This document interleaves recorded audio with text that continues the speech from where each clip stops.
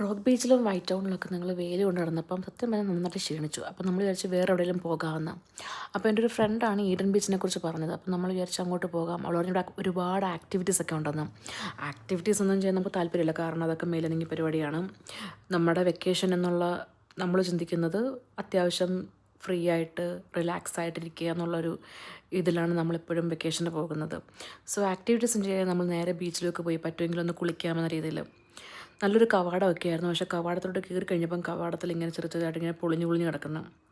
അത് കുഴപ്പമില്ല എന്ന് പറഞ്ഞ് കുറച്ചുകൂടെ മുന്നോട്ട് പോയപ്പോഴത്തേനും താണ്ടാ അവിടെ സ്റ്റെപ്പൊന്നുമില്ല ഇറങ്ങാൻ വേണ്ടി, മൊത്തത്തിൽ പൊളിഞ്ഞ് കിടക്കുകയാണ്. നമ്മൾ നേരെ താഴോട്ട് നോക്കി നടന്നില്ലെങ്കിൽ നമ്മൾ മൂക്കും കുത്തി മണ്ണിലോട്ട് വീഴും. പിന്നെ സൈഡിൽ കൂടെ ഒരു ചെറിയ വഴി ഉള്ളതുകൊണ്ട് പിന്നെ നമ്മൾ ആ സൈഡിൽ കൂടെയുള്ള വഴി കൂടെയാണ് ബീച്ചിലോട്ട് ഇറങ്ങിയത്. പക്ഷേ ബീച്ച് നല്ല വൃത്തിയായിരുന്നു. ജെല്ലി ഫിഷിൻ്റെ വാണിംഗ് ഒക്കെ കണ്ടു. പക്ഷേ അങ്ങനത്തേതായ ഒരു പ്രശ്നങ്ങളൊന്നും നമ്മളവിടെ കണ്ടില്ല. കാരണം ആൾക്കാരൊക്കെ അവിടെ നിന്നുകൊണ്ട് കുളിക്കുന്നു. കൊച്ചു കുട്ടികളും പ്രായമായവരും എല്ലാവരും ബീച്ചിൽ കിടന്ന് കുളിക്കുന്നുണ്ട്, മണ്ണിൽ കളിക്കുന്നുണ്ട്. സോ നമ്മളും വിചാരിച്ചിട്ടുണ്ടെങ്കിൽ ഈവനിങ് ഇവിടെ തന്നെ ആക്കാം, ഇവിടെ ഇറങ്ങി ബീച്ചിൽ കുളിക്കാം. പിന്നെ വെയിൽ ആറുന്ന സമയമായതുകൊണ്ട് തണുപ്പായിരിക്കും, വെയിൽ ചൂടിൻ്റെ പ്രശ്നം കാണത്തില്ല. നമ്മൾ കുറച്ച് നേരം ഇവിടെ നിന്നു.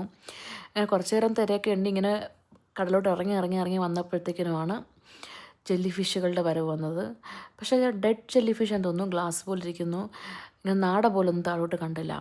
സോ നമ്മൾ റിസ്ക് എടുക്കേണ്ടത് നമ്മൾ ഇങ്ങനെ കരയിലിറങ്ങി ഇങ്ങനെ ശംഖുകളും കക്കുകളും ഒക്കെ നോക്കി ആളുകളൊക്കെ നോക്കി ഇങ്ങനെ വായി നിൽക്കുന്നപ്പം താണ്ട്ര ഒരപ്പൂപ്പൻ ഇങ്ങനെ ശവാസനത്തിൽ കിടക്കുന്നത്. പുള്ളിയുടെ അഭ്യാസം അത്യാവശ്യം നല്ല കൗതുകകരമായിരുന്നു. അതും 1-2 മിനിറ്റൊന്നും അല്ല, പുള്ളി ഏകദേശം 5-10 ഏകദേശം ഒരു 15 മിനിറ്റോളം പുള്ളി ഇങ്ങനെ ശവാസനത്തിൽ കിടന്ന്.